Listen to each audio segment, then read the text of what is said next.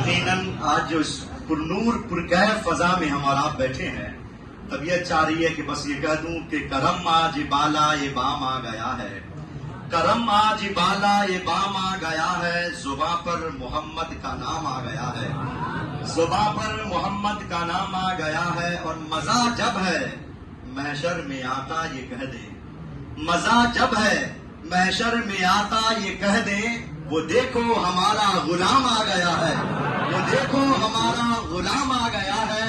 اور میرے پاس کچھ بھی نہ تھا روز محشر، میرے پاس کچھ بھی نہ تھا روز محشر، نبی کا وسیلہ ہی کام آ گیا ہے، نبی کا وسیلہ ہی کام آ گیا ہے۔ اور درودوں کی بارش ہے کونوں مکاں پر، درودوں کی بارش ہے کونوں مکاں پر، کہ آج انبیاء کا امام آ گیا ہے، اور مجھے مل گئی دونوں عالم کی شاہی۔ کیا ہی شعر کہا ہے کہ مجھے مل گئی دونوں عالم کی شاہی، اور میرا ان کے منگتوں میں نام آ گیا ہے، میرا ان کے منگتوں میں نام آ گیا۔ تھوڑا سا اور دل لگائیں، میں تو بس جانتا ہوں کہ اسے بڑی بڑی منزل میں دل نہیں لگتا، بھور تو چھوڑیے ساحل میں دل نہیں لگتا، وہ خانقاہ میں کرے 40 دن کا چلا، جسے حضور کی محفل میں دل نہیں لگتا۔ تو آپ تھوڑا دل لگائیں۔ میں نے قرآن عظیم کی اس آیت کریمہ کی تلاوت کا شرف حاصل کیا۔ اللہ فرماتا ہے وَسَارِعُوا إِلَىٰ مَغْفِرَةٍ مِّن رَّبِّكُمْ وَجَنَّةٍ عَرْضُهَا السَّمَاوَاتُ وَالْأَرْضُ أُعِدَّتْ لِلْمُتَّقِينَ۔ چونکہ یہ عشرۂ مغفرت ہے، اولہ رحمت واوسطہ مغفرت، یہ مغفرت کا عشرہ چل رہا ہے، اس لیے میں نے اس آیت کریمہ کو اپنا موضوع سخن بنایا ہے۔ چونکہ قرآن کریم کے عنوان سے ہمارے امام صاحب نے بڑی عمدہ پرمغز معنی خیز ولولہ انگیز فلک شگاف خطاب نایاب بیان لاجواب آپ تمامی حضرات کو سنا چکے۔ اب تھوڑی دیر کے لیے آپ ہمیں برداشت کیجئے۔ اب اللہ فرماتا ہے اس میں وَسَارِعُوا إِلَىٰ مَغْفِرَةٍ مِّن رَّبِّكُمْ، لوگوں تیزی کے ساتھ دوڑو۔ یہاں جو دوڑنا ہے وہ تیزی کے ساتھ دوڑنا ہے۔ کس چیز کے لیے؟ تو دو چیزوں کے لیے اللہ فرمایا ہے، فرما رہا ہے کہ إِلَىٰ مَغْفِرَةٍ مِّن رَّبِّكُمْ، اپنے رب کی مغفرت حاصل کرنے کے لیے دوڑو، اور وَجَنَّةٍ عَرْضُهَا السَّمَاوَاتُ وَالْأَرْضُ، اور اس جنت کو حاصل کرنے کے لیے دوڑو کہ جس کی لمبائی اور چوڑائی زمین و آسمان کے برابر ہے۔ تو غور کرنے کی بات یہ ہے اس آیت کریمہ میں کہ جب جنت کا ذکر کیا تو اللہ نے کہا وَجَنَّةٍ عَرْضُهَا السَّمَاوَاتُ وَالْأَرْضُ، اس جنت کو حاصل کرنے کے لیے دوڑو کہ جس کی چوڑائی زمین و آسمان کے برابر ہے۔ تو سوچنے کی چیز یہ ہے کہ اللہ نے جنت کی نعمتوں کا ذکر کیوں نہیں کیا؟ یہاں پہ یہ لمبائی چوڑائی کیوں بیان کی؟ نعمت کا ذکر کرتا تاکہ بندوں کو اور آرزو پیدا ہوتی، لالچ پیدا ہوتی۔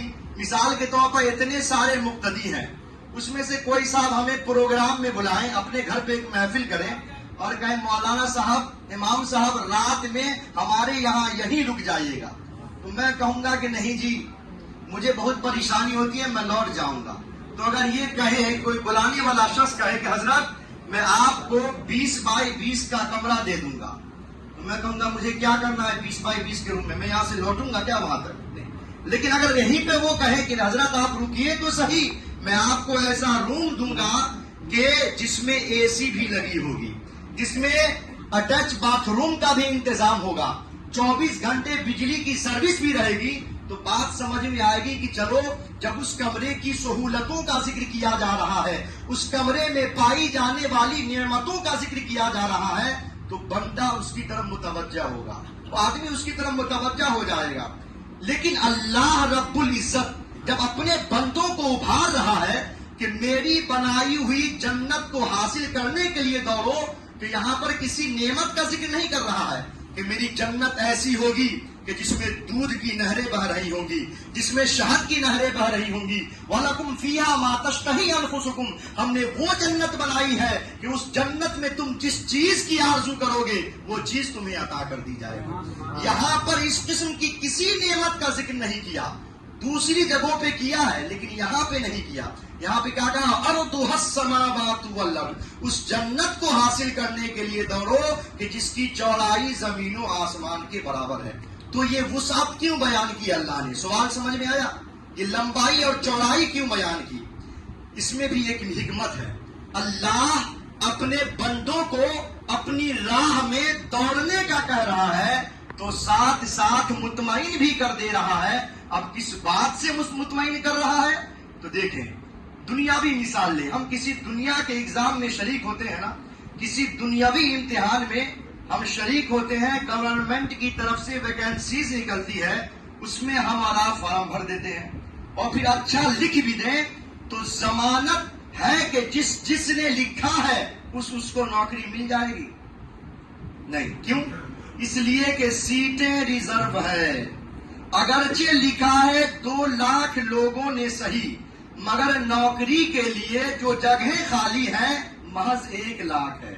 تو 2 لاکھ کو صحیح لکھنے کے باوجود نوکریاں نہیں ملنے والی ہے. ملیں گی نوکری 1 ہی لاکھ کو، 1 لاکھ کو ریجیکٹ کر دیا جائے گا اگرچہ تم نے صحیح لکھا ہے. اس لیے کہ ہمارے پاس سیٹیں کم ہیں، حکومت کرے گی، سیٹیں ریزرو ہیں.